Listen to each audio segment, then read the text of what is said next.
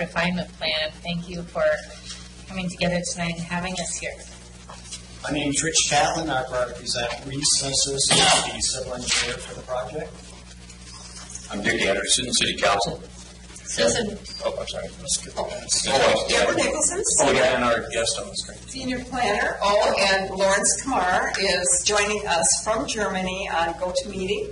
The lead urban designer for the project. Thank you. Susan Waukee, City Council. What is it? I'm going to do the webcam on this, so maybe you could just pass this around. Okay. Deanna Hinton, Planning Commissioner. Chet Marikis, City Council. Steve Griffiths, Planning Commission. Roger Sprague, City Council. Bruce Robinson, Planning Commission. Don Williams, City Council. Nathan Long, Planning Commission. Kip Ford, City Council. Gary Cunningham, Planning Commission. Wes Ryan, City Council. Richard Townsend, Planning Director. You want to take it around to the audience?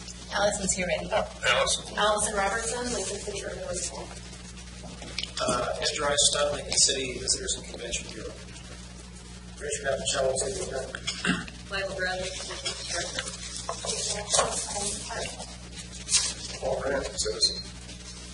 So is this going to be our microphone? I thought we were on here. Actually, we have microphones, but in order for Lawrence to hear us and for us to hear Lawrence, we're doing this.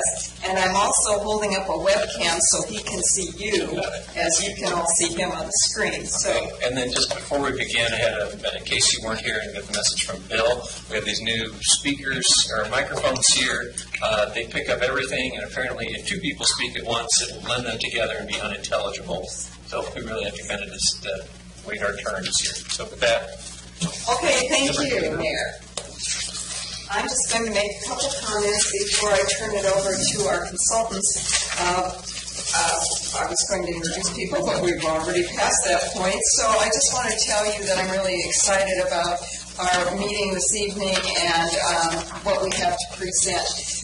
A lot of work has gone into this illustrative plan and tech memo number 3, starting with the design week at the end of September and beginning of October. And a lot since then. We hope that this reflects our goals and objectives that we established and refined in memo number 1. And we feel that the layout that Lawrence has provided us is responsive to the input we received from our property owners in the area, from general citizens, from our city officials who participated, the project advisory committee, and the general public. I feel personally that this is a very aesthetically pleasing plan, both in terms of the presentation and also the layout for the neighborhood. It's also, though, very functional and realistic because it's based on all those existing conditions that we read about in memo number 2. That includes topography, which is very challenging in this area, and also we have a lot of different water features. We have existing land uses, previous plans, and so it took a lot to pull that all together. And so a lot of thought has gone into what you see on the plan. I'll just mention that we do have the plan behind us on the walls, on the dais. We have a slip lane detail over here on the right, and then the plans that you got in your packet on the left of the flags. So maybe you can go up and take a look at that detail later, but we will be sharing that also in the PowerPoint, so you don't have to worry about it. Yeah, make it up there. Let's see, what else do I want to say? I do want to talk about a little bit of how this plan defines a street network that will provide for safe transportation, connectivity within the area, and also between this neighborhood and other neighborhoods of the city without going on the highway for every trip. So that's a big accomplishment. It also provides for streets that are a comfortable place for social interaction and community life, and we think that that's really important. So try to imagine that as Lawrence is talking about it.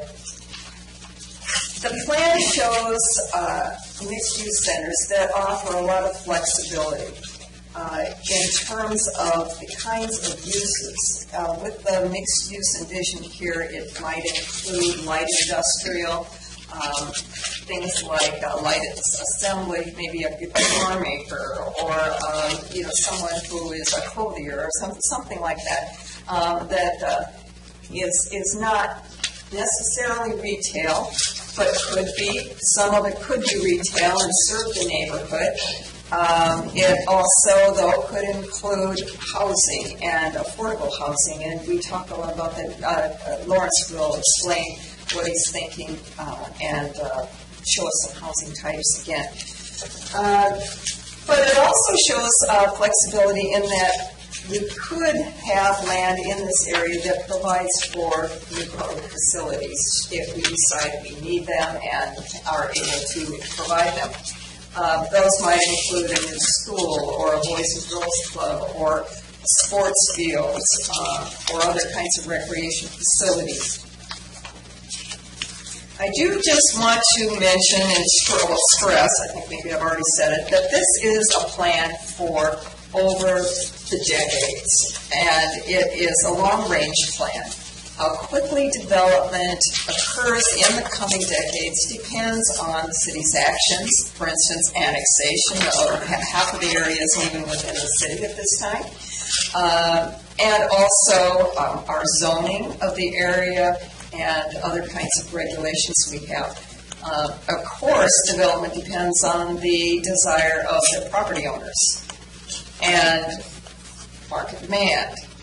Speaking of market demand, I do want to mention that we did get a $50,000 grant to do a new economic analysis, buildable lands inventory, and affordable housing study. So we will be starting that in 2016. That'll be one of the first things we do for the update of our comprehensive plan. So this will all help to inform the specific uses that we might be able to anticipate in this area. But what we're looking at today is, and we also have the Parks Master Plan coming up, so that will help us in terms of determining what facilities we may need here. The other thing that I want to mention is that in our community, besides those kinds of planning issues, we also want to plan for resiliency in case we are in the event that we have a large disaster such as an earthquake or tsunami. In that case, we may find that a neighborhood here, which is mostly outside the tsunami evacuation zone, will be a place that we can rebuild or relocate other parts of our community. So that's kind of a sobering thought, I know, but we've had some comments about, wow, another neighborhood, we have so many neighborhoods in town, but when you think about it in those terms, it's long-term plus it's plan B. So it's nice to have a place ready and planned. Who will pay for the development and how is really the next step in the process. So we don't want you to get bogged down in that tonight. What we really want to hear from you tonight is how you feel about this neighborhood that we're showing you as a place to live and a part of our community. And so, we want to hear mostly from you tonight on what you feel about it. And so I'm going to turn it now over to Kirsten and Lawrence. They will give you a brief description of their work, and then we expect to hear your ideas, your concerns, and so forth. So, okay, Kirsten. Thanks, Deborah, and again, thanks, Mayor, Council, Commission Chair, and Commissioners. We're really excited to be back after Community Design Week. I'd like to just, if I could, Deborah, ask you to help advance the slides, unless there's a clicker you want to toss my way, but thank you so much. Multitasking as usual there. Thank you. So the objectives for tonight, what we really need from you is feedback on the basic land use and transportation network. We'll be getting back to other elements of design and the implementing nature of the plan. But we're sort of back up here at 100,000 feet, just looking at the basic land use and transportation network we'll be showing you so that we can go do some financial analysis and phasing on that. We know from our meeting with you in October and with the Project Advisory Committee members that in our research that workforce housing, affordable housing is one of the main priorities and needs in the city in the short term. And we will want to get back to that. It won't be as much of a focus tonight because of the basics sort of regulating land use plan and transportation network, but I just wanted to assure you we haven't lost track of that. And it will be a complex question to solve. How does the city and other entities, public entities, want to participate perhaps and find down that cost of housing to keep things affordable in Lincoln City. So a topic for probably our next meeting in February. So I'll give a brief recap on the objectives. I'll give a brief recap of Community Design Week, the results of the comment forms and surveys. We had those up and online as sort of an ad for you. In addition, just wanted to extend that to the general public who wasn't able to attend in person. Tonight, part of our scope of work entails receiving any final comments from you on our vision and goals for the project, as well as the existing and future conditions memo you have, and the Project Advisory Committee have already looked at both those documents in detail, but this is kind of the closing of those. Not that we would be open to corrections or even massaging the vision and goals as we go forward, but that's sort of set the foundation for the future work. So any final feedback there.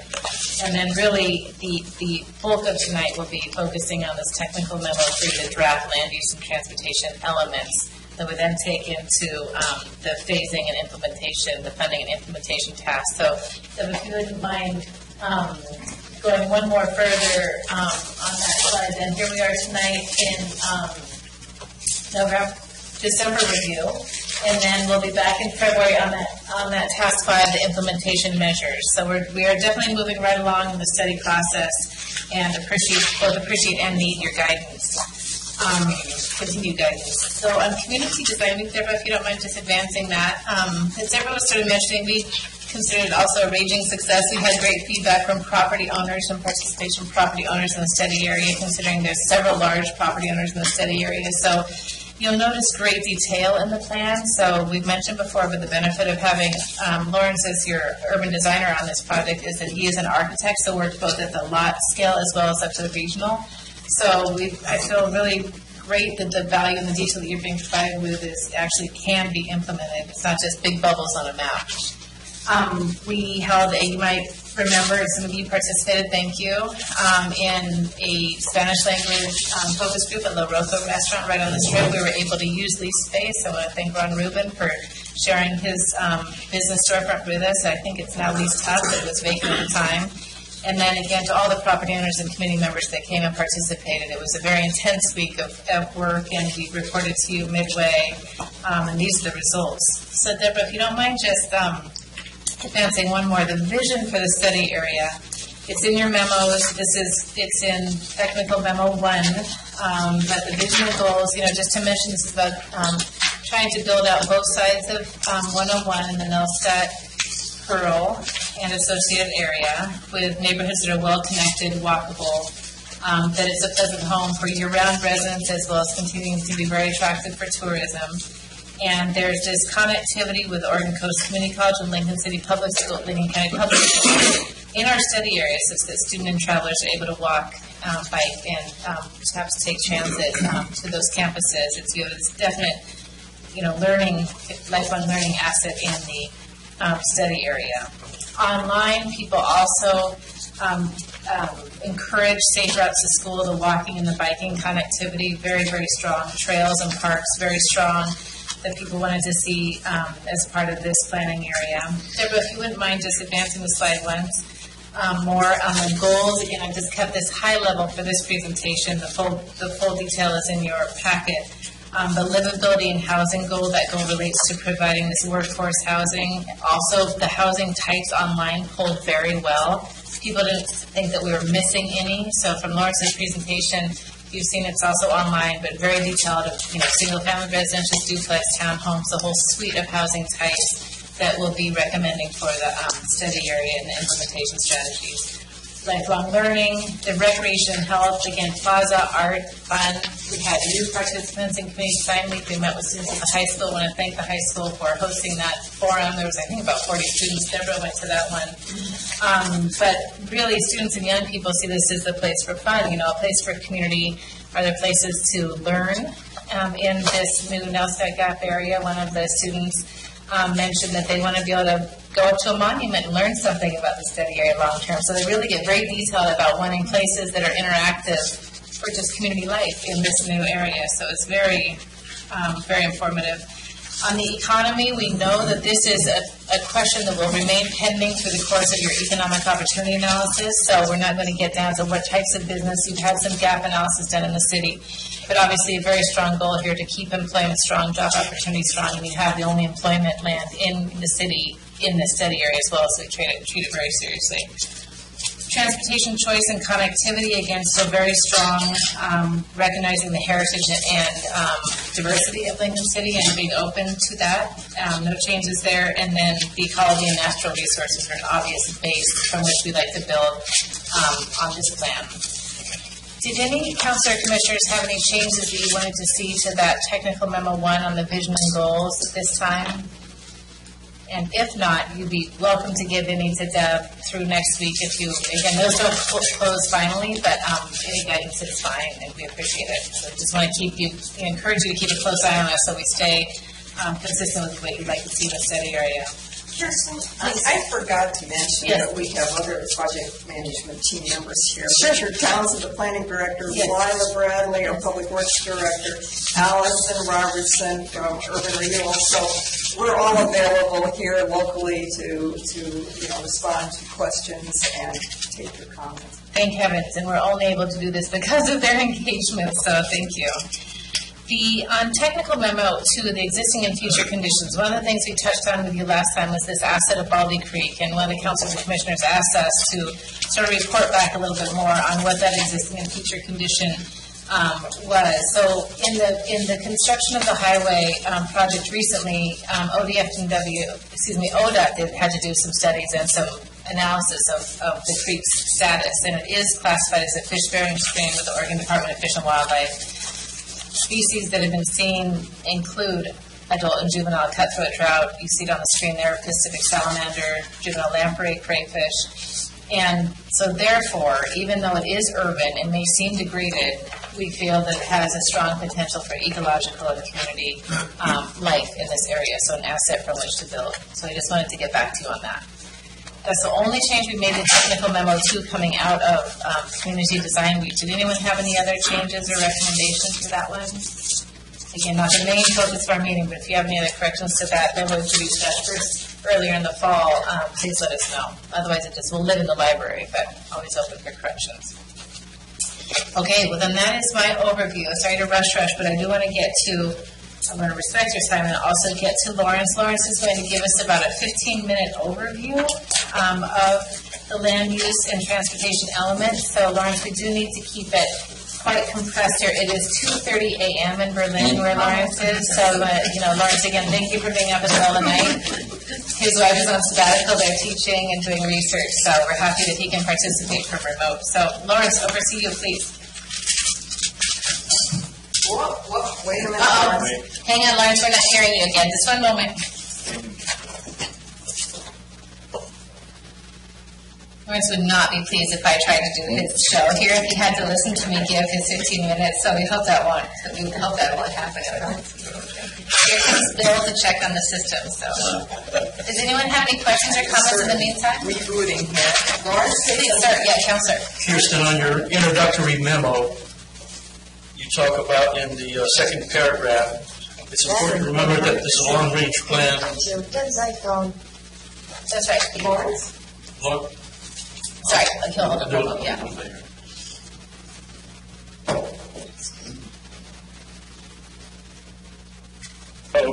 There we go. Yes. Councilor Chester has a question, so we'll just take that first, Lawrence, before you begin your remarks. So, sir, please. It's important to remember that this is a long-range plan for the community, and while some developments are pending and ready to go, other elements would build out over the coming decades. I'm not aware of developments that are pending in Red Hill. I think that, I think there was if we look on this, we can show this on the screen later, but I think there are some, a development that has submitted for approval up in this area, up in the north of the study area. Is that right, Deborah? Right. We had a land use approval for a multifamily development north of 23rd. It's called Possible Sunset Views. Do you remember how many units, Richard? I want to say it was around 80, something like that.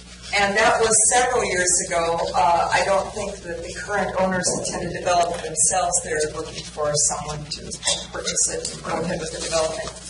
We've also had a couple plans submitted over the years for housing developments, or at least brought into the planning department, but never actually approved. So. Does that sound familiar, sir? I mean, that's Thank you. the answer. You betcha. Okay. All right. Anything else before we continue, Counselor? Sorry, just for a moment. Yeah. You mentioned that you folks were not following or not using the Euclidean zoning. Right. I'm wondering, though, as we get other, I'm very supportive of that, but as we get other developments in town, are we going to try to parallel that so we're not using 80s development strategies in the 2030s? You know, that may be a question, Mr. Lawrence, I'm not sure if you could hear, but it's a more global question for the city on going towards a more performance-based zone than a Euclidean zone. I think it's really a question for Deb as you update your comprehensive plan. So, Deb, I'm not sure if you want to respond at all. No, I think that's the answer. Yeah. I think that's something we'll take a look at when we're doing our comprehensive plan update. We're certainly with your direction, so stay tuned. Yeah. When we're doing the comprehensive plan, one thing that flows out of the comprehensive plan will likely be some very substantial revisions to the zoning ordinance, at least in terms of form and format and so on, and more emphasis probably on form-based code. That's my expectation at this point. Stay tuned. Yeah, if you like what you see here, and that is the best way to do planning, of course, is kind of all the time, you know, so not to leave it on a shelf. So, okay, Lawrence, I think we're ready for you, sir. All right, you can hear me? Yes, we can. Yes, we can. Okay, excellent. Hello, Council, Commissioners, and committee members. I'm pleased to be with you here. The technology, I wish I was there in person, but it was just about 2 months ago, I believe, that we held our design week there, right there on the Shop Strip. It was a very interactive process with a lot of citizens that we met with. We walked the site a great deal, and we sat right there and we drew. We drew up various plans and ideas and hearing from citizens as well as what we perceived out there on the landscape. We've done a fair amount of analysis of the land, its topography, its form, its vision that's there today before we entered. If we can move to the first map, what you see here, location of neighborhood centers, street network, and mixed-use elements in the employment district. These are some of the highlights that we want to touch upon. I'm going to dive right into this map. This is the plan with some additions and refinements, just in terms of its graphic format, but the actual content. It's really what came out of that design week process while we were there, right there on the South Strip in one of the storefronts. To get everyone here oriented, I first want to point out, and you can trace it along with the arrow, the project boundary. It's a dashed dark black line. And it pretty much follows the colored area, but we also colored outside the lines, both figuratively and literally. So the project boundary is something that, we're not filled in completely. We actually wanted to look outside and see how these new neighborhoods that are being envisioned would connect into the existing Elscott, as well as outside of the area, connecting it to local streets, but also open space connectivity and recreational connectivity through Spyglass and Icus Creek. Now let's zoom in and point at the Nelscott Strip itself as a sort of marking point. There is the strip, the arrows that is being pointed at, one of the pearls, one of the centers, the historic centers of Lincoln City. And so when we begin growing new neighborhoods, we should always look at the neighborhoods that are there existing and how we're growing from those as a nucleus. And with that notion of how do we grow a new neighborhood, well, we want to connect to it, obviously. I want to first point out a new road that is running north-south called Foothills Boulevard.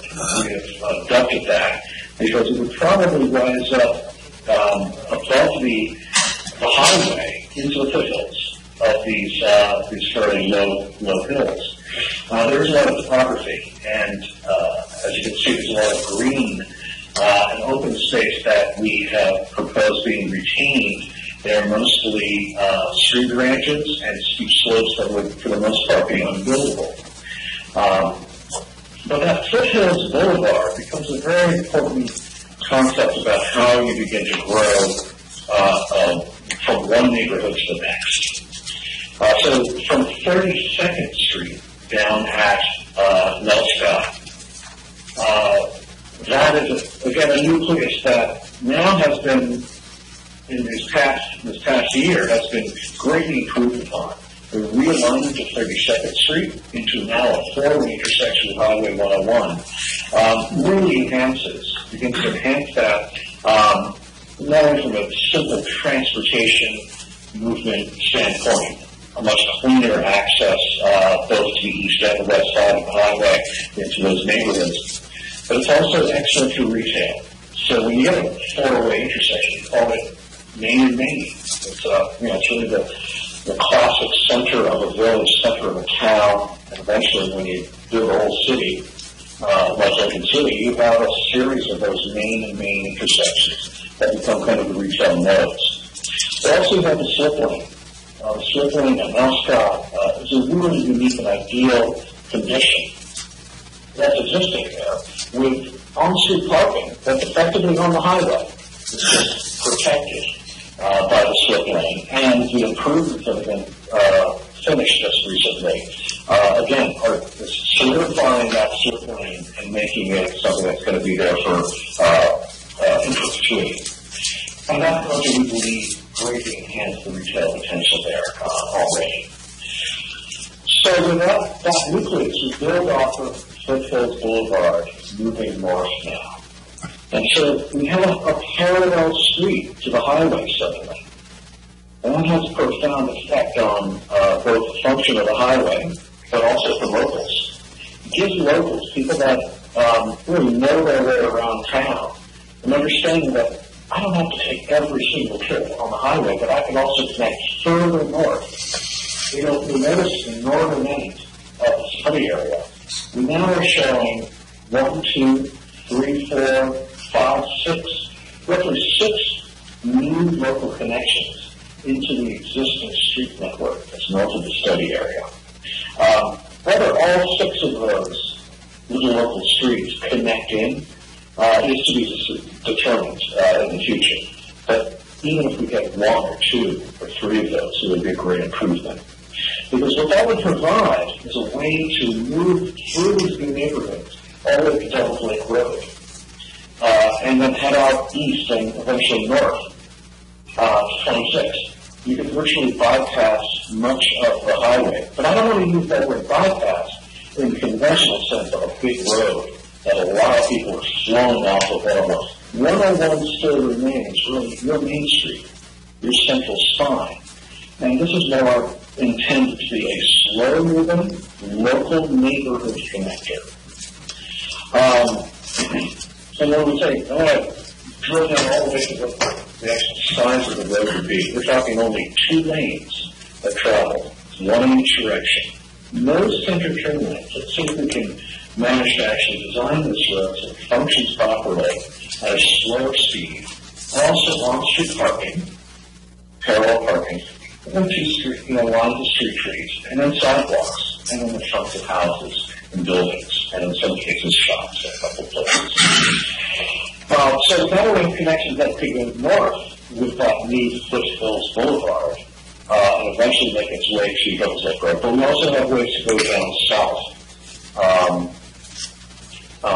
connecting, let's see, all the way down through past high school, past community college and the elementary school, eventually making its way all the way down to, let's see, Taft, and essentially the southern tip of Lincoln City.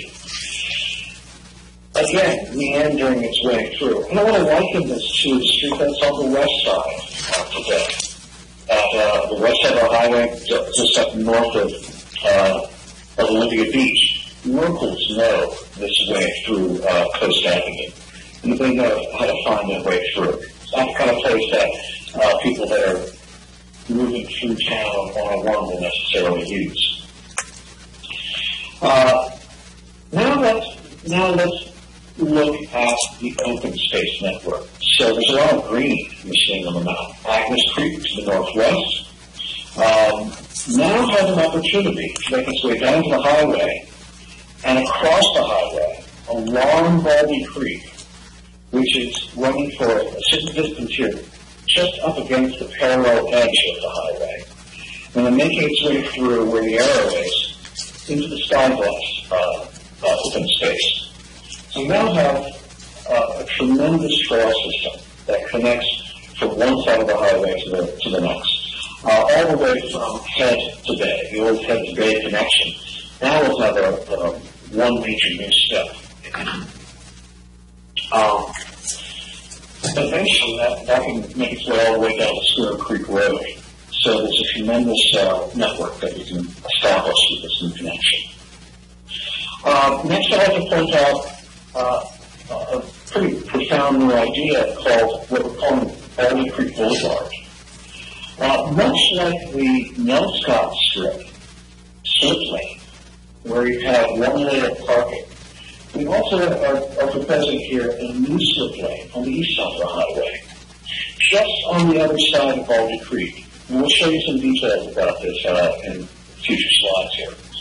But it's an idea that creates a front door to these neighborhoods, a front door right on the highway, several streets that would rise up into the neighborhood off of that new slip lane, and then buildings, though, that would be right up against it. We'll show you a picture of that later. Let's move on to the next, but before doing so, I want to just basically show you that here was an early concept from the design week of a kind of a zoning map. So there's a dark red hatching in the core area. There is a lighter color rising up the hill, and then finally an even lighter color as you get further.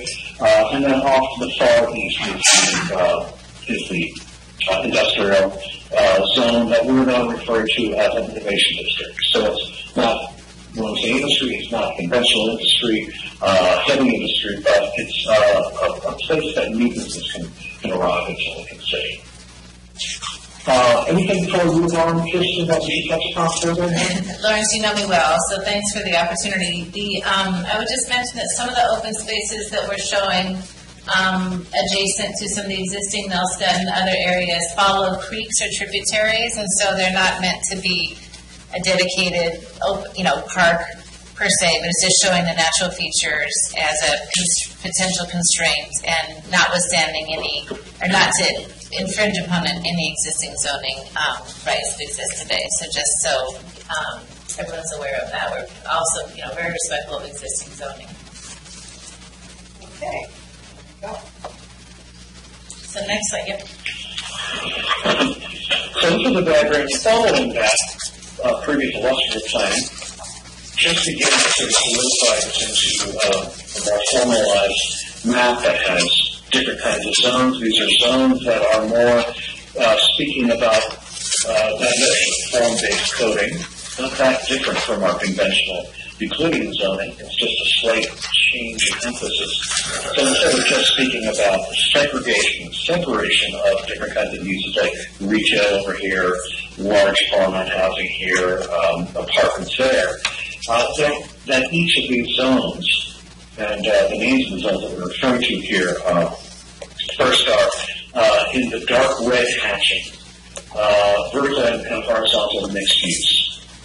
The next layer rising up the hill from that is called Village Community. The third layer we're referring to as hillside residential.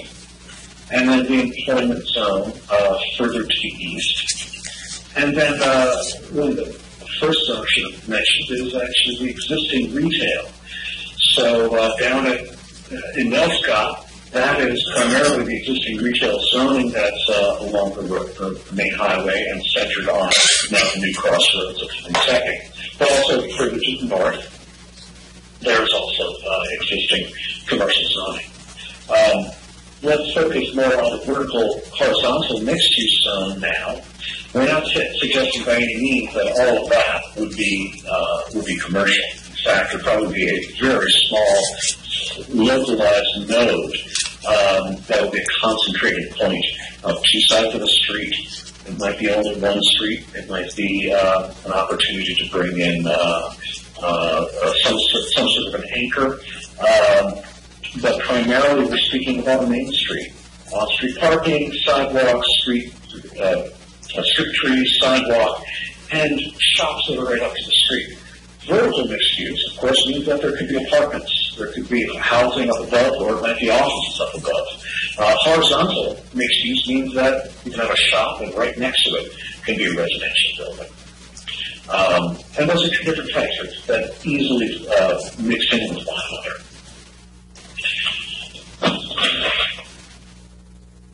We want to also reiterate that this is an emphasis on workforce housing. We're on the east side of the highway here. It's a little further away from the ocean. I think people are, that are visitors to town are more likely going to want to be staying temporarily closer to the ocean. This is ideal for being more of a locals area where you could actually live and work and shop and play and go to school, all within pretty much a close walking distance. And so you see the two circles. One that is centered on the existing 32nd Street crossing and Nelscott, and then a new one that is partially overlapping and centered more on a little triangular green in the middle of that area. We're going to call that the neighborhood center, a little park and plaza. We'll go into more detail on what that would be. But those two circles have a very specific dimension. They are a quarter of a mile from the center to the edge of the circle.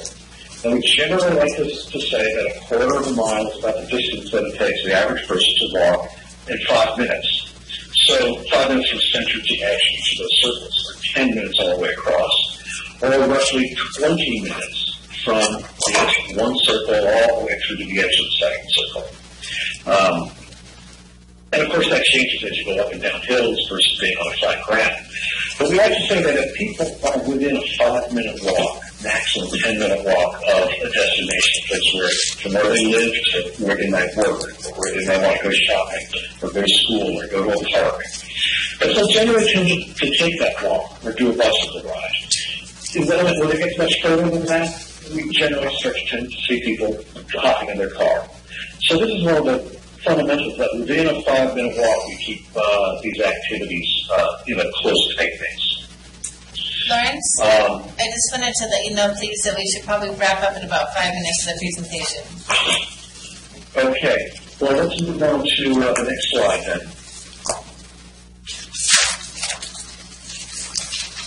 This is detail now looking in on the 32nd Street and Nelscott crossing. So we are looking toward the southeast. That is Highway 101 that is running to the top and bottom of the page, and 32nd that is running to the left and the right.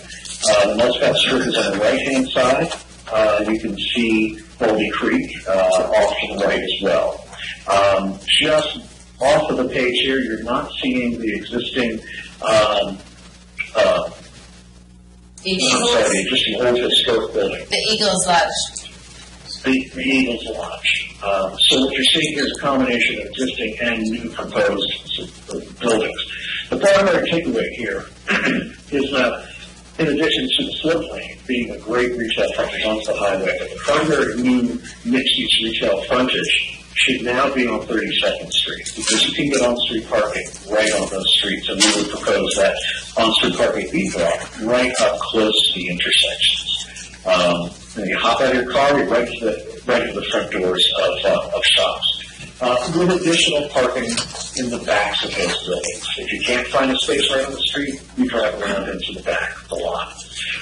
On the left-hand corner there, where the arrow is, you can see that's actually where the existing the previous old 32nd Street alignment is. That now can be turned into a great parking lot, backing up against that existing buildings and new buildings as well. You also can see along the back edge of the existing Nelscott Strip, we're illustrating an idea that's been around for a number of years now, since we all worked together on the pearl of Nelscott long ago, and that's the boardwalk. Along those backs, a beautiful opportunity to look out into that amazing green space and really enhance on the Nelscott Strip. Let's move to the next slide. This is what we refer to as the New Baldy Boulevard. So for orientation's sake, off the left-hand side is Highway 101. You can see the bank of the slope up on the west side of the highway. We're looking north in this view. This is actually drawn over a photograph standing in front of just a little bit beyond north of Charter. So those are the existing trees that literally came out of a photograph, and that is the existing strip of paved area, the little lane in front. We're illustrating here on the right-hand side what we mean by vertical and horizontal mixed-use buildings. There's a new street that we're showing with an intersection going up into the neighborhoods, and on those two corners, you see shop fronts, and restaurants, cafes down on the ground floor, and then residences or apartments or offices up above. But immediately to the right-hand side, you begin to see residences. These are being illustrated as townhouses, connected sort of like a San Francisco townhouse. And then there will be on-street parking right on this slip lane. So again, you pull onto the highway, and you're very slow-moving, sort of peaceful, kind of a one-way street running north, just a single lane, and then on-street parking, and you can hop into either your house or into those shops or businesses. Next slide. Lawrence, before, and Deborah, if you don't mind, before we move on from that, the drawing on the screen is slightly different from the one in your packet. The difference responds to comments we received from the project advisory, from the project management team rather, about concern about how much commercial are we really planning for on the east side of the freeway, of the highway. So Lawrence has drew this additional rendering to show that it can be a mixture of commercial at some nodes with housing in between. So that's why it's different from the one that was mailed to you. Thanks, Lawrence. Yeah. In the center of the neighborhoods, we refer to a little triangle or green.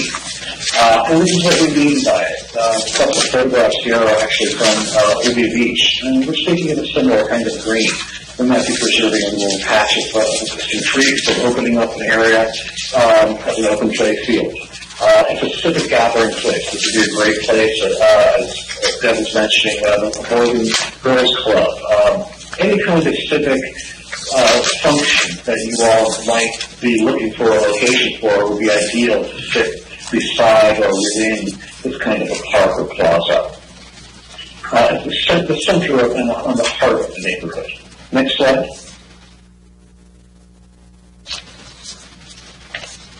Now we're going to march through very quickly through the several different zones that we refer to. Again, these are the idea being farm-based zones. There's the vertical and horizontal mixed use. So you've seen the slide already along the slip lane. So again, a mix of those kinds of buildings that could include small apartment buildings all the way down to townhouses and duplexes. The next layer up the hill is the village community. We're beginning to mix in single-family houses along with those duplexes and sometimes close to townhouses. So it's not just it's all mixed.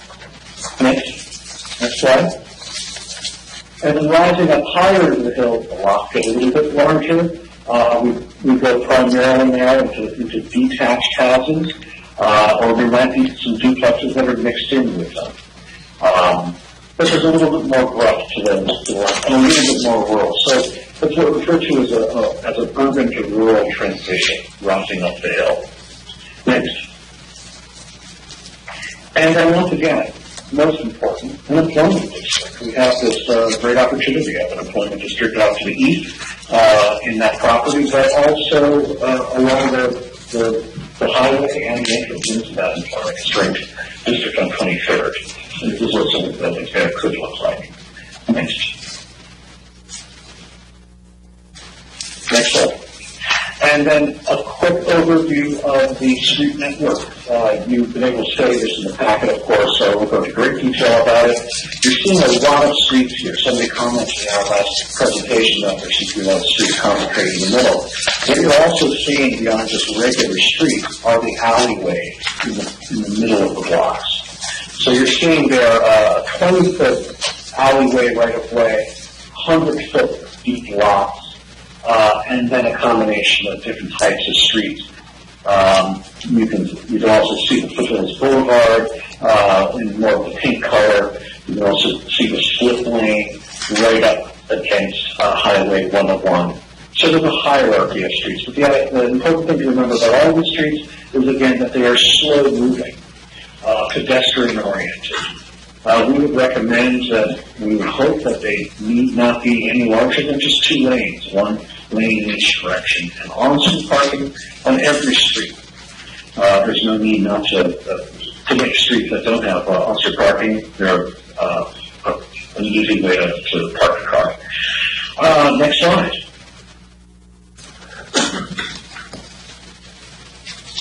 And so this is just a placeholder here, just again to have for our ongoing discussion now. And I'm going to hand this back to Kirsten. Thanks a bunch. Thanks, Lawrence. So this is the diagram that you can go to the questions. That's great. So the basic questions tonight are any changes needed to that basic land use diagram and then the transportation network. So that is what we need from you so we can go into the phasing and implementation task. So back once to that, the diagram would be great, and appreciate Rich being here as well from an engineering perspective. They've taken a very close look at all the street network in the study area. Actually, prior to Community Design Week, Lawrence had already penciled in, based on the topographic maps, some potential street network, which they modeled going in.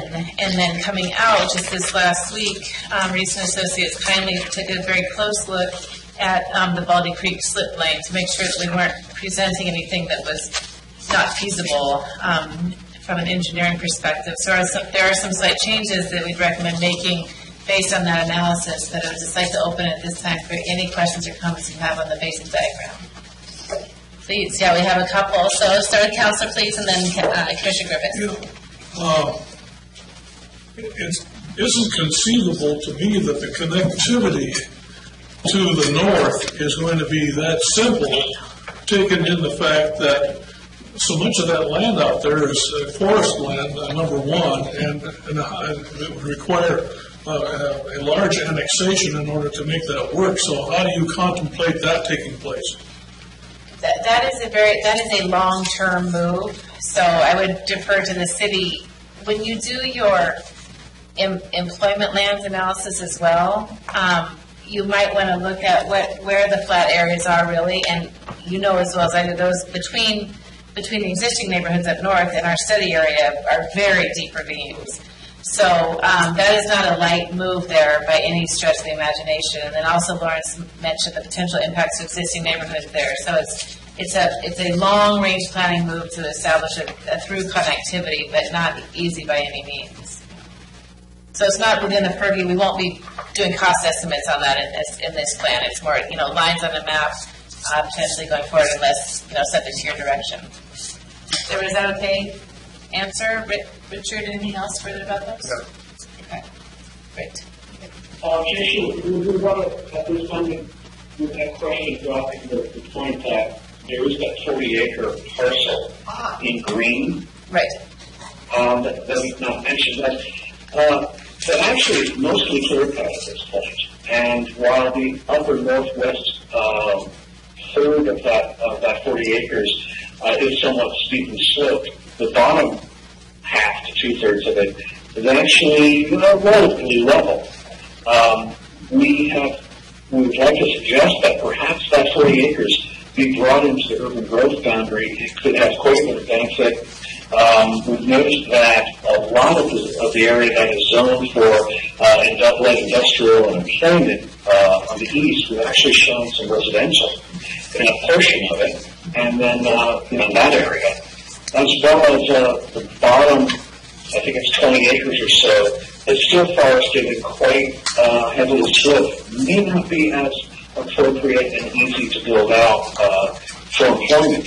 And perhaps bringing in that additional 30 acres to the north end might provide more opportunities for that kind of workforce, or rather, innovation zone. But also, it could assist in bringing up some of those local street connections. And not all those, I might point out that folks are probably familiar, but the streets on the east of that block there are not as heavily developed as in a residential pattern as further to the west. So there's some potential to kind of skirt that if that were the vision. But also the point there being with your employment opportunities analysis, the mention of that grant you just received, you'll have a factual basis to make that kind of an urban growth boundary swap should you want to. So it's sort of a placeholder concept based on waiting for that further analysis of how much employment land you need, what's the best place for it, and an EOA process, which you're about to enter into, is a perfect time to make that analysis based on the employment land need. Commissioner Griffiths, thanks for waiting. Yeah, I really like the concept of Foothills Boulevard. I'm a resident of Nelscott, and during the construction phase on 101, I often use Coast Avenue to go north and south.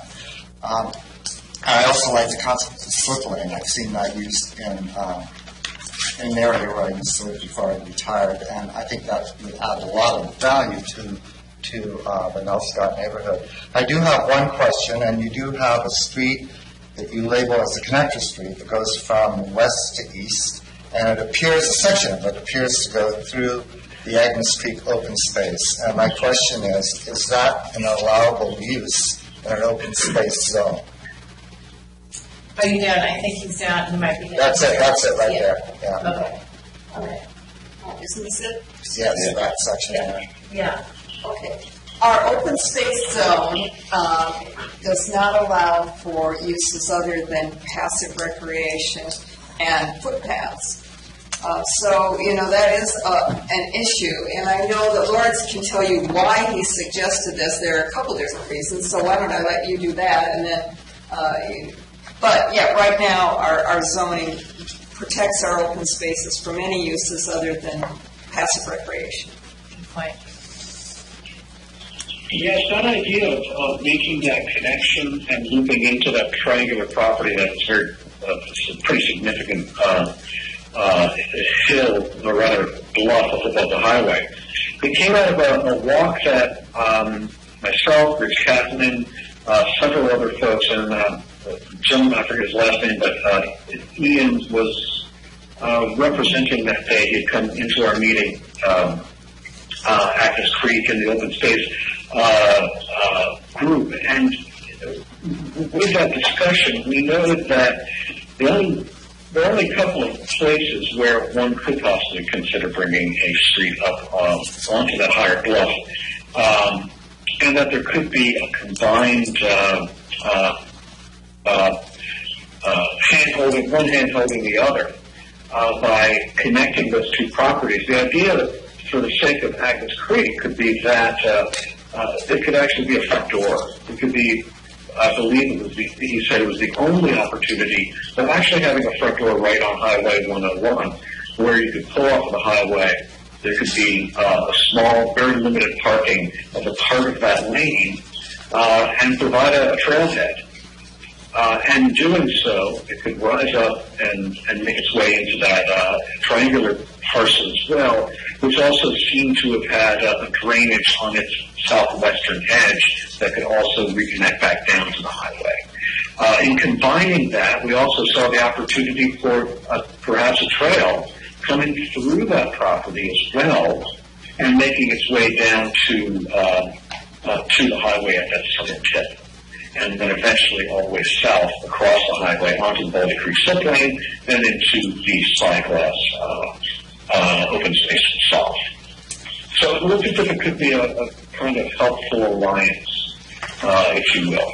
Lawrence, could we, and building on that, I mean, I think you're mentioning something would have to be changed or permitted if we were to do it, and so maybe I'd like to get back to whether you think it's a good idea, but Lawrence, you might also point out the other major point, and the reason we're both doing this is Lawrence can see Deb's cursor, but I'm afraid sometimes the folks in the room can't see it, so I'm highlighting it, but Lawrence, this connection across 101, connecting with the opportunity for a larger format grocery store and retail area there. So that crossing of 101 right there is thoughtfully aligned and also placed topographically. So again, that's why I'm mentioning that having walked that, looking at the right crossing of 101 to get from the head to bay trail across and down, while serving that the redevelopment of the industrial use right of Morris family property, the mining, the gravel area. So that's just a little bit more about that crossing where, but Commissioner, what do you think about the concept itself? I like the concept of connectivity between the open spaces. My one concern about that road would be the precedent that would set for the protection of our other open spaces in the city. Sure, okay. Good, okay. Do you think that is that concern so strong that you would have us change this, or in the implementation would you have us just lock it down? I wonder if we could talk with the PMT offline and implementation of how you would make that a special case and avoid it being a precedent. We're not changing the open space zone, but perhaps specially permitting or vacating, providing it new. Well, I think the open spaces were created by a bond measure by the people of Lincoln City, so they're the ones that voted to protect that area. Gotcha. And the principal value is to protect its natural value. Okay. And that's what the people of Lincoln City wanted when they passed the bond measure. Okay, good. Food for thought for us. I think one thing that I do like about this, and I agree, and that's our prime objective with the open spaces, but I do like having greater visibility into some of our open spaces where, so that we have some supervision, I guess, just passive supervision of what's going on in there, plus passive enjoyment. And so, I think maybe, it's worth taking a look to see how we could. The other thing, and this is about this specific property, it's bordered on the north by Agnes Creek, so no access opportunity there. The highway improvement, I think, made this quite steep along this edge, so no access there. I talked to the owner, and he said, I have no idea what I'm going to do with this piece of property now, because there's no way to access it. So that also was a need that Lawrence addressed in this idea. So we if that's all right with you, we'll leave it in there, and we'll try to figure out how we can. But strongly note, so the final version of this memo will note that issue. And it may be a fatal flaw, so thank you for bringing that up, but we'll cruise it with the PMT. Chair Roberts, were you waiting? You mentioned in passing on the presentation the word anchor in that central property. I was just wondering what conversations or even decisions or zoning discussions were had about that concept. Lawrence, did you ask Lawrence if he heard that, and if not, would you please just repeat it? The anchors, the term anchor was used with reference to the central property. And I'm wondering what discussions have been had so far about the notion of an anchor or special zoning or so forth to support a large anchor. Could I click? Oh, okay, so there's a couple anchors I think that we're referring to. I'm just going to project so that Lawrence can pick me up. But there was this that's centered in the neighborhood. I don't think you're speaking to that as much, the green space. I think you might be speaking to the larger format grocery store that's contemplated. Okay. So I think that's a question probably for Deborah. There's no certain plans as far as I know Okay, well, we've had discussions about whether a big box would be a good thing for Lincoln City. Right now, we have a 60,000 square foot limitation on the footprint of any building in town. Typically, a big box might be 90 is the smallest, 120 is standard. So what this requires is that if that type of use wants to come to Lincoln City, they would have to be 2-story. So then they could get there by having 2 stories of 60,000 square feet. They get their size. So what we have shown in this area, is it just south of 23rd, or is it south of the next street? This one here, I think. Okay. Are you hearing If you go back to if you flip back to the illustrative diagram, it shows up better. All right, okay. Yeah. Are you hearing me, Lawrence? Yes. Oh, okay. Where we had illustrated. There you go. Illustrated just as a concept. And it was south of 2 streets south of 23rd. This is 23rd, and then the next street south. So this represents that 60,000 square foot footprint. So it's something that would be allowed within our current zone. Now you'll notice that that Lawrence has put that in the middle of the block, so that we don't see a very big parking lot from any of the surrounding streets. We see other shops and residences mixed use. And so that's kind of clever to allow the use without having it change the whole character of the neighborhood. Where does the parking go? The parking is all in this kind of lighter area around the big box.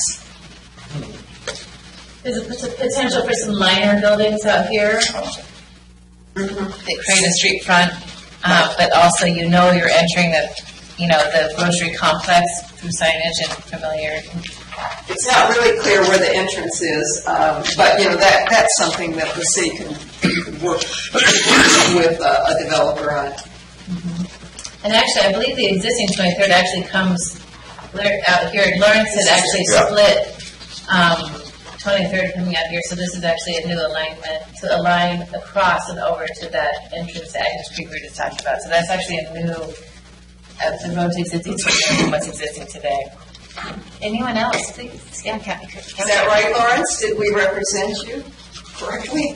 Yes, absolutely. And I would certainly say that, moving forward, this would require much greater study, careful detailed study at that time. But we can establish, again, some basic, this is a perfect example of using the term form-based coding, which says that you're working with if you're going to work with a large retail at 60,000 square feet up to 120,000 square feet, that you have to do this kind of a liner building of smaller shops that cross the street, the parking in the middle of the block, that you're lining 2 sides of the street and making a main street.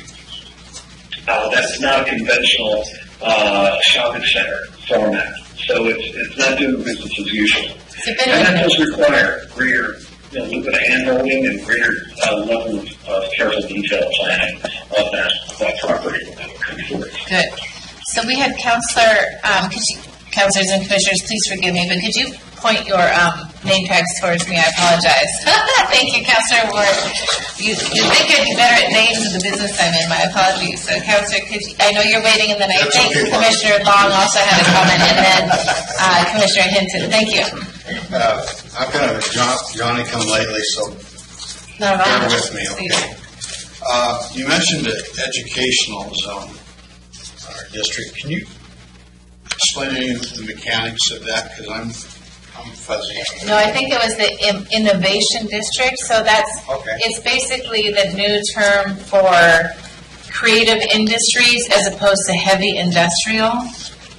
So we show it as your existing employment area out 23rd, but starting to rebrand it as a creative center. From what we've heard of folks' desires for the center of Lincoln City, so I'll just stop there because you are embarking on this employment opportunities analysis. which they typically start with community economic development objectives, which is a little bit of a kind of a MIDI vision for your employment strategy for Lincoln City. So we posited this innovation district thinking of, whether it's startups, helping to incubate startup creative industries into the existing uses today, which are, there's, warehousing and other uses there would not be prohibited, but just allowing this and branding this idea of flexible uses from an employment perspective. The educational anchors of the study area are actually just south of the study area with the community college and the high school complex. So up north here would be still your business district. So sorry if we said employment when we meant innovation. Right? Yeah. Okay. Thank you. If I could add to that, Lawrence had suggested that because it is remote, that perhaps we could be a little more flexible or lenient as far as some of our design standards for buildings. For instance, a pole barn might be appropriate out here where we wouldn't want it on the highway, or possibly, gravel parking lot of different kind of site. Maybe we don't have the same landscape requirements, so that it is less expensive to develop, allows somebody to get into a new business without burdening them with all those requirements when nobody's really going to see them out there except people who are going out there for that purpose. Well, industry's really changing rapidly. I mean, look, we're having a meeting with the guy that's in Germany. That's right. That's right. So, that's right. And I'm trying to make this just as quick as I can. No, you're fine. I noticed that you did employment history on, and you go through, mining, construction, manufacturing, that type of thing. That's in memo number 2. Yep. Memo number 2, yeah. And see, I was catching up. Now that you are reading it, we appreciate that. So I know you have all this data there, and obviously we're doing most of our business in retail trade and arts, entertainment, and service industry. The data that you have from these graphs, how are you incorporating it into your plans? Well, that's a very good question. So this is sort of baseline. The next step is to take the drawings here that you see behind me and pull out the number of assumptions about jobs per acre in the employment or the innovation districts, and then some dispersion really of the employment throughout the mixed-use zone, because we're not trying to be too Euclidean about this. We know people work in their houses. We know they would work in the bottoms of townhouses as they do in existing Nelscott today. So we'll use the information in Tech Memo 2, compare it with some of the numbers, use it as a baseline for some of the numbers we'll pull from the map, and then also on that residential side, but really looking towards sort of queuing you up for this citywide employment study that you have coming up, because we are at a sub-area level right now, and it'll be, I think, refreshing for the city to have a city as a whole employment strategy conversation, and then you'll probably want to loop back after the employment strategy conversation and refine what we have here for your zones. So it'll be a bit iterative with that, but this provides a baseline. And any suggestions you have are welcome. One last thing for Lawrence. On your 5-minute circles, yes. One thing that's unique about the Oregon coast, it actually has the ability to fold time. So as you're walking along the beach and your face is getting sandblasted, that'll feel like a month. Yeah. All different scale. Same as when you're sitting on a deck with 5 coats on. Yeah.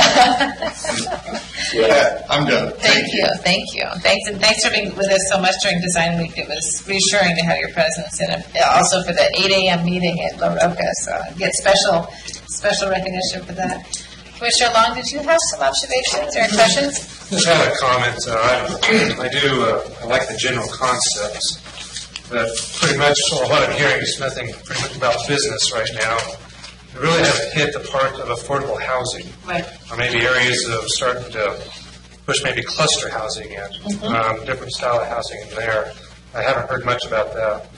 Right, and you are right. And it's been jotted up here on the pad, but we will be coming back to you with strategies about that. Right now you kind of see where it would go, and that's all we're doing at this point in the memo, but not the how. and the type. We did poll in the survey on the design types we went over with committee members prior. And if you would like a link to that slideshow, happy to provide that. So we went through the different housing types. You can draw pretty pictures, though, and zone for things, but it doesn't mean it'll get built at a price point affordable to people, to working people and moderate incomes. So our next conversation with you, DJ Heffernan from our consulting team will be working on the financing, and we're all very taken with this notion of how do you really make something affordable rather than just subject to market. So how the city would like to participate in that affordability conversation will be a very real conversation, and other housing providers. So not just the city, but other potentially public bodies. But to keep things down affordable is always a challenge. So please just stay tuned on that. But you're right, it is missing. We're not at that level at this technical memo. Thank you. Thank you. So what Commissioner? It's Deanna. Deanna, sorry, I knew I was going to get it wrong. If you just don't look at it, you'll be fine. Yeah. Stick with Commissioner Hinton. Doesn't matter. Yeah. I was just going to say, I really like the idea of the innovation district. I think that's missing. I like the idea of incubator type atmosphere and more unconventional, probably the better for that. Those creative minds.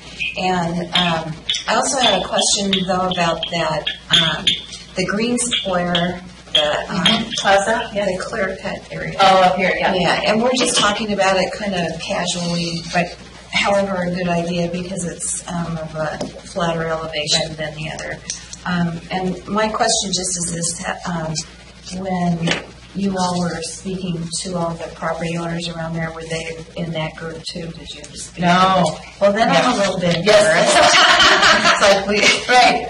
This is inappropriate in my opinion, but I just had to ask. Yeah, no, that's very fair. So they are out of the study area. I believe it's a timber company. I believe it's a, no. Not that one. Rich knows. Yes, and that property owner did come to decline. The property I did come to community design week, so I beg your pardon. There's a EPA or a power unit that goes through there. It's talking about power. Okay, pardon me. Okay, so you can feel rest assured that they did actually come. I'm not sure how far the city mailed outside, but apparently the mailing did hit, and they were able to hear about it and came. So thank you. I just want to make sure we said that that's I had a conversation, a phone conversation after sending out our mailing, telling the property owners that we were working in this area.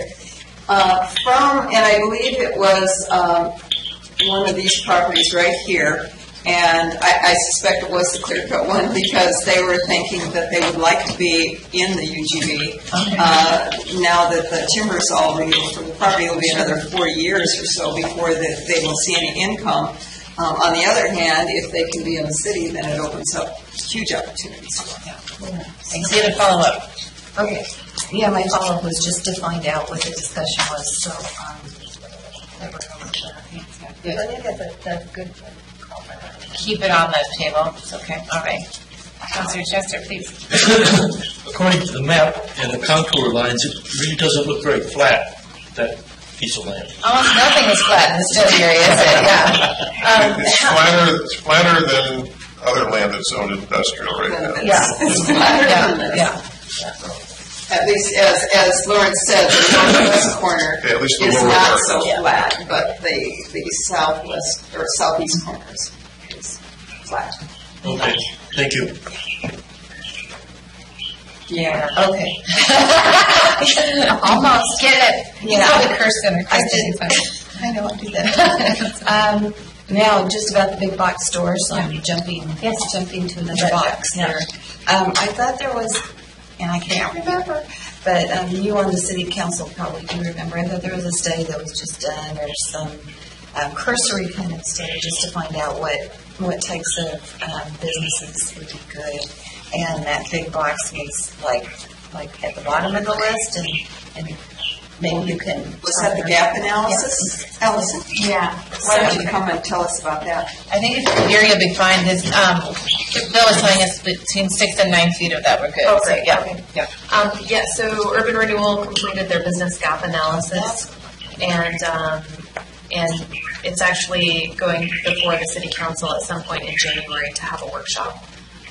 So you'll probably get an invitation to that. But it said several things, key points being recommendations to, and I'm sorry I don't have it in front of me, so don't quote me, but in general, to bring in businesses that don't compete with existing businesses. That's what I was remembering. Yeah, there was a component of that work to focus on big box, but that's not something that the agency chose to pursue at this time. So they just did the general business gap analysis to find what are the gaps in the business mix for Lincoln City. So, thanks. Yeah. Excuse me, Lawrence, are you making noise? Are you attacking? No, I'm not making noise. Oh, okay. I know it's coming from. Do you have a bird that's making noise? Thank you for that. We're hearing little tapping noises coming through our. Actually, it's better now somehow. So It's coming from that little box. Right. Especially between here. Especially bad if you have headphones on, I'm sure. Supposed to be chewing nuts.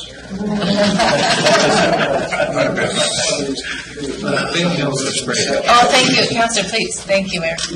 Councilor Sprague, did you have any other comments or questions? No, I was just going to mention that property that you were talking about, the 40 acres. They live right on top of that. That's right, yeah. And it slopes down pretty fast, but it goes in areas, so it's kind of a swale. Right.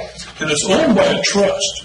That's what I thought. I was confusing the trust with the timber holding, but apparently a representative of the trust has been in touch with us and visited during the community design week.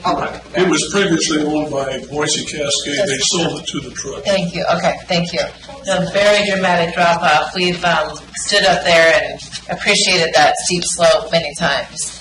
But the southern end, you're probably well aware that even 23rd, on the south side of 23rd drops off pretty radically. So there's parts of your employment zoning even today that is not viable for industry. So it'll be good through that EOA to look at where is the best place. Thanks, please, Mayor. Okay, bunch of questions. Yes, please. First comment, I like the idea of having attractions. I think the kids mentioned places to go and learn, and I think that's a great idea. We need to pursue that rather than more events in our area. My question is, especially when I look at the Baldy, or the slip lanes there at Baldy Creek, is who are we building for?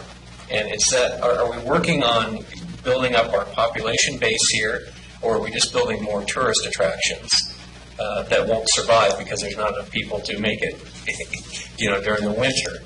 And I'm hoping we're incorporating that seasonality within our plans.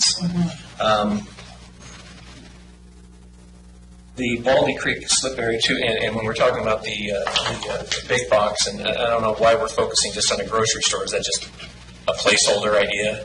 It has been, there have been inquiries to the city for a grocer, a large format grocer. Actually, what's shown is actually kind of a small box, but it's, and out of respect to that concept, that's why we drew it that way with the property owner at the table. But it doesn't have to end up, if it doesn't I'd have, like it to bring doesn't. in the other grocery owners Please, into that discussion.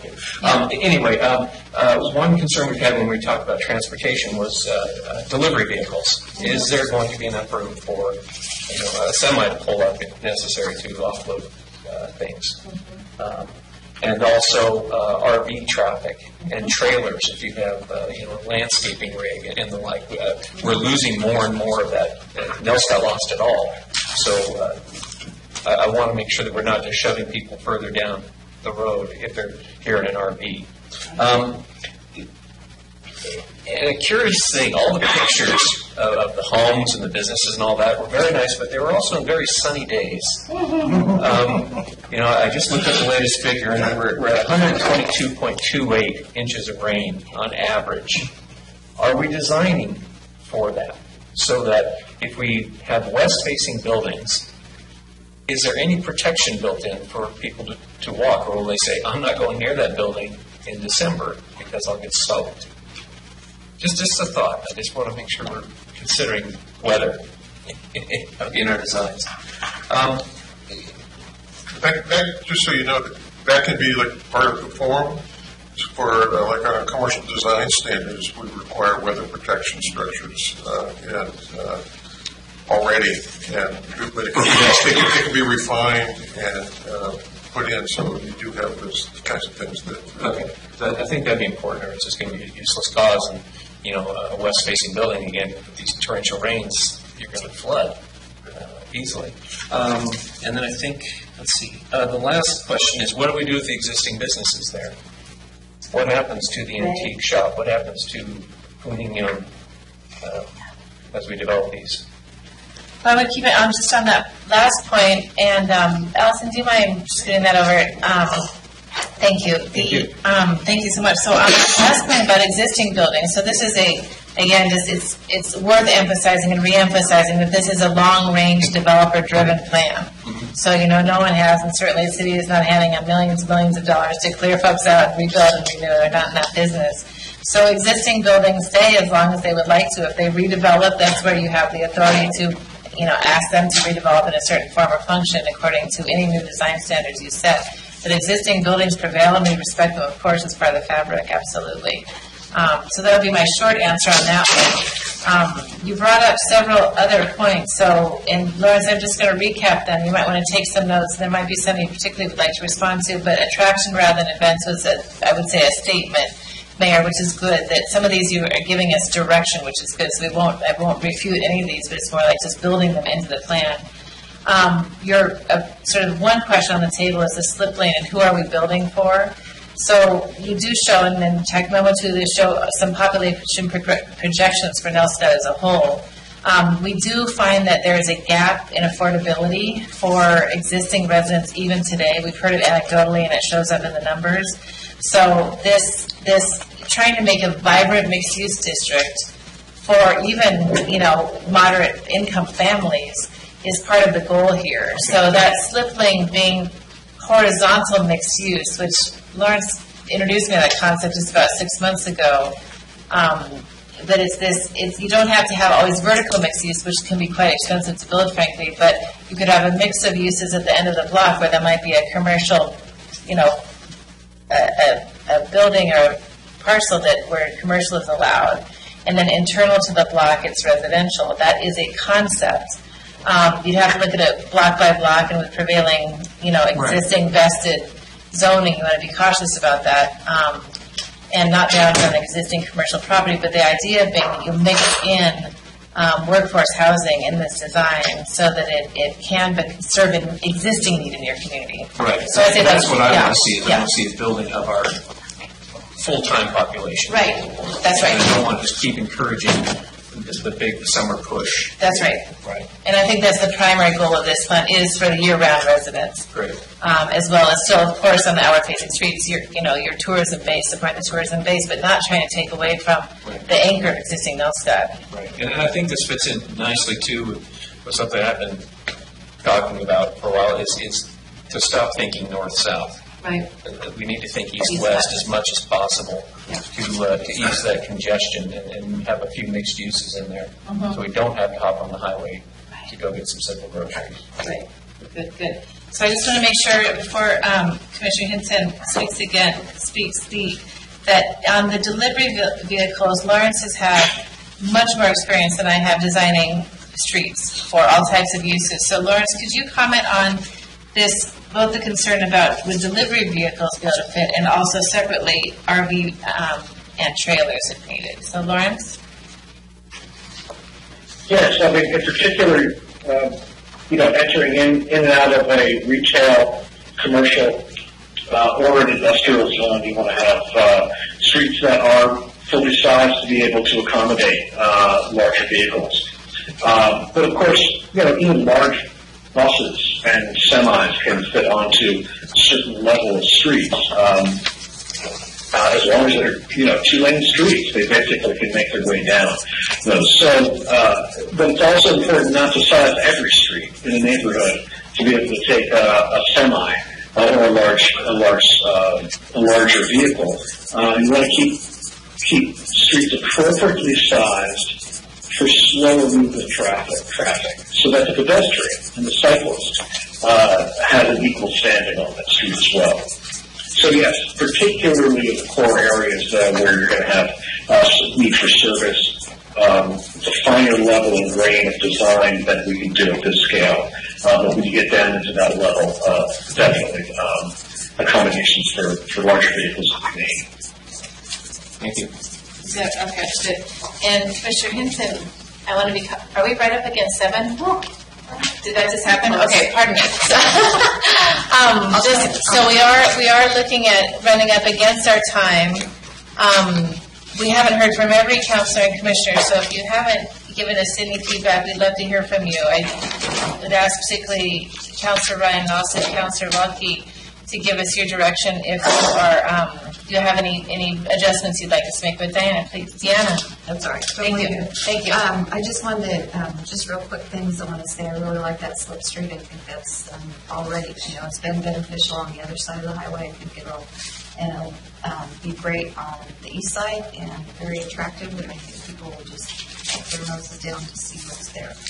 And then Baldy Creek, I noticed in your packet a note about restoration, and I just want to highlight that. I don't know how or where that falls out, but I just want to thumbs up. Got fish in that creek. Just make sure I did take care of it. And also, I wanted to say thanks for all of the emphasis on parking. There's a variety of types of parking, and the alleys provide more on-street parking. I think parking obviously is a big issue with the city, and it certainly would be for that area, so I really appreciate that. And then at some point, I'm just kind of curious what the expected vehicle trips would be for that area when it, at expected build-out. You will see that in the next memo, the expected vehicle trips. So we need your approval on the colors and the street network, and then we'll do trips and people out of that and analyze the numbers and the cost. So we'll get back to you on that one. So thank you for your feedback. I know that Commissioner Griffiths has a question or concern to share, and I'd love to just ask you. I just wanted to thank you for the terrific job you did getting feedback from the community and input from the community. And as a resident of Nelscott, I think I really look forward to the diversity that this project has the potential to draw to this area, and just, and the walkability of it. I think it's all positive. Thank you. Thank you. It means a lot. Yep. I heard about the parking, but I'm not comfortable with it. You have 2 lanes of relatively tight driving lanes, and then off-street parking or along-street parking. I've seen that, how it plays out on Harbor and Inland. It doesn't play out well at all. And so I was more concerned about the parking potential in that area. Slip Street gives you some parking, but all of the other side streets where you're going to have 2 lanes going past each other and parking theoretically in that same area, I don't think that works from my experience. You think having the parking on both sides is a problem because? Well, when you're only talking about 2 narrow lanes of traffic, and then you're talking about having street parking along the side of that, I've seen that on Harbor and Inlet, and basically you have people coming out in front of each other all the time. They're lining up with each other and playing dodgeball, and I'm not comfortable with that kind of parking. Mayor has looks like a comment on that. Comment on that. No. Okay. So thanks. So just so that we note that and take a closer look at that and keep keep responding to that. I know that DKS is the transportation engineer on that project, and also Reason Associates has been looking at particularly the geometry of the slip lane. But we don't want to cause more hazards. We want to create neighborhood livability is the goal, but without causing confusion and safety concerns. So thank you for the concern. We don't have good sidewalks on the west side of town already, and it's always just really dangerous to watch people. Pedestrians weave in and out, and cars with them. Okay, good. Sir, please, Mr. Mayor, and then real quick, and this is probably for Deborah more than anything, is I think we have a great opportunity here as we develop to develop our design standards, and I don't know if this is going to be folded into the Nelscott zoning and development a concept or not, but I would really want to stress that we don't just leave it open to anyone to just build what they want, that we say, okay, we've got a chance to develop a theme here and really make it something special. So we will start here. Councilor Blocky, did you have anything? I'm happy with the narrower streets, reducing the speed, more livable neighborhood. Looks good to me. I like it. Thank you. Okay, great. Thank you. Thanks. And then, Councilor Ryan, did we hear from you? No, and as a concept, I think it's a beautiful concept. The devil is in the details. We're talking about, another possible four-way intersection, which would impact Highway 101 and ODOT, who has no money. So that would have to be figured out. We have sewering. We have for the innovative district. You have concepts of housing that I think they look very pretty. I think they're antiquated. Townhouses do not sell well, or San Francisco style townhouses don't sell well. I think we need to be looking at in the details of innovative styles of housing. Smaller, 2- and 3-story buildings are wonderful, except that we have an aging population, and it's totally impractical. So you have to look at something that's lower, smaller. But like I said, those are the devils in the details of this whole project. Outwardly, as a concept, I think it's fine.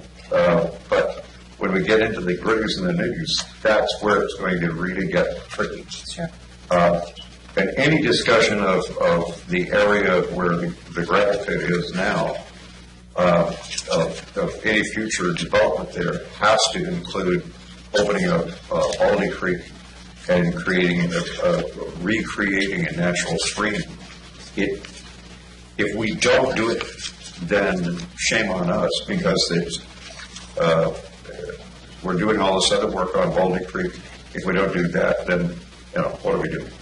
So that concept of daylighting with the development. Okay, thank you. Great, Councilor. Thank you. Those are good, very good cautions. So that's the kind of redirect and direction we need from you. I appreciate it. Councilor Sprague, please.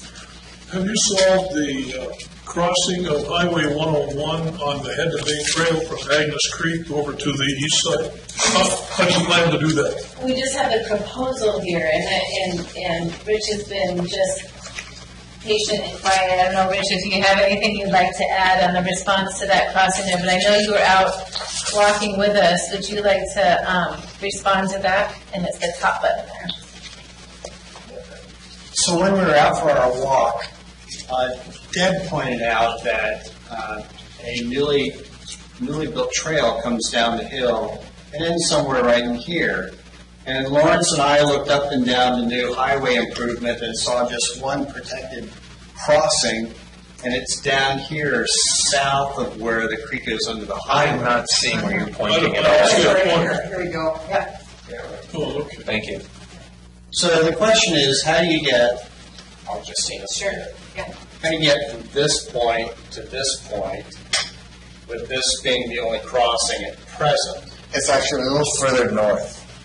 This is Right there, yeah. This is 32nd, because there is a signal line. There's no. Where the arrow is? Right here. That's So when we were walking the highway, we saw several opportunities. One is how to cross the highway at a different location than this and bring the trail down along the creek, and then up here to this.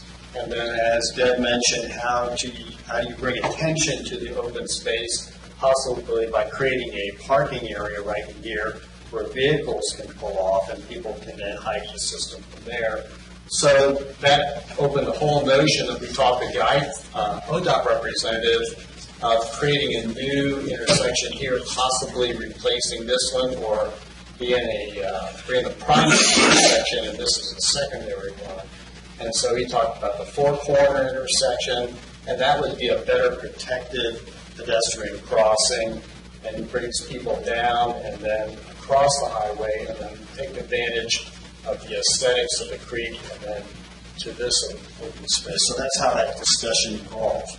Are you talking about yet another signal, traffic signal at that intersection then, or is that a pedestrian crossing? Well, we did talk about an overpass for pedestrians as a possibility, a structure over the highway. So, again, the devils are in the details. That's an expensive proposition. No discussion about a signalized intersection. Again, that's part of the traffic analysis that comes in the follow-up body of work. So those are the concepts that we're trying to advance to see what will work when it comes through all the analysis. If I may just add, if this ends up being, thank you, if this ends up being, you know, a brochure or a destination with many trips, the push for a signalized intersection there would probably be stronger, but we'll ask DKS to look at that with their assumptions. And again, David Helton was with them on this walk and didn't rule out that crossing. I didn't know if I was minding the store on that when they were out walking, but I didn't know if he gave you guidance about a signalized intersection or just left it to further analysis, whether it be overpass or signalized intersection. It's further analysis. Okay, thanks, yeah. It's obviously a big lift, but thank you. Yeah, and even those safe crossings across the highway. Well, we are over time. I want to thank everyone for staying. We met with the Project Advisory Committee today between 12 and 1:30. I knew people had other meetings to go to after that. I don't know. Hopefully you don't have other meetings to go to tonight, but you'd probably like your evening. Mayor, other councilors, commissioners, any other closing comments? Thank you so much for the presentation. Yes, well done. We'll be back in February. Thank you with more information. Thanks for your guidance. And I think that's it. And yeah, that it. We're adjourned. Okay, thank you, sir. Thank you very much. Go back to the